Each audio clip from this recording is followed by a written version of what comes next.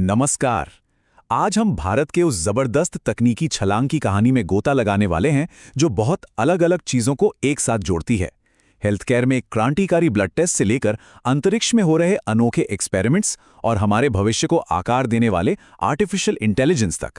तो सवाल यह है कि एक बेहद सस्ता जेनेटिक टेस्ट, अंतरिक्ष में उगने वाले पौधे और एक नया नवेला एआई मॉडल, ये सब आपस में जुड़े कैसे हैं? सुनने में अलग अलग चीजें लगती हैं, है ना? पर ये सब मिलकर भारत के भविष्य की एक ही बड़ी कहानी कह रहे हैं। चलिए पता लगाते हैं कैसे। तो हमारा सफर कैसा रहेगा?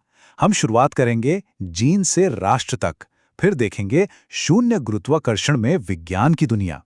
उसके बाद भविष्य के लिए कंप्यूटिंग पर बात करेंगे, आर्टिफिशियल इंटेलिजेंस मिशन को समझेंगे और आखिर में देखेंगे कि इन सब कोशिशों से दुनिया में भारत आज कहाँ खड़ा है। ठीक है, तो कहानी की शुरुआत करते हैं एकदम जमीनी स्तर से, मतलब हेल्थ केयर में हुई एक ऐसी सफलता से जिसमें लाखों लोगों की जिंदगी बदलने की ताकत है। तो ये सब शुरू होता है सिकल सेल अनीमिया के लिए बनाए गए एक नए मॉलिक्यूलर टेस्ट से, जिसे CSIR CCMB ने तैयार किया है। और इसकी सबसे बड़ी खासियत क्या है?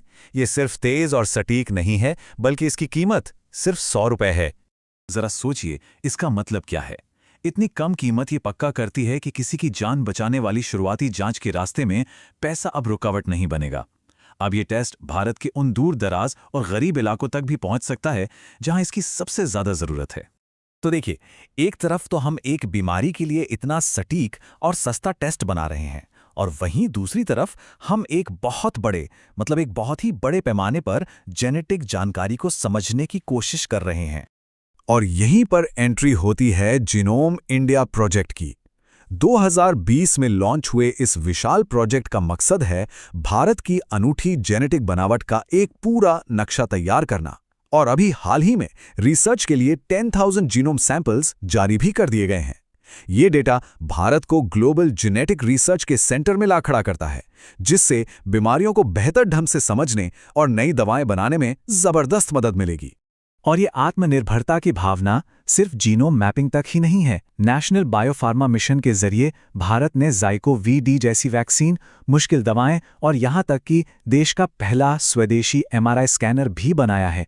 इससे दूसरे देशों पर हमारी निर्भरता कम हो रही है।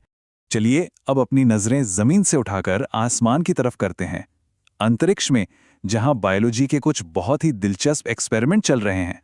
हाँ, सुनने में किसी साइंस फिक्शन फिल्म जैसा लग सकता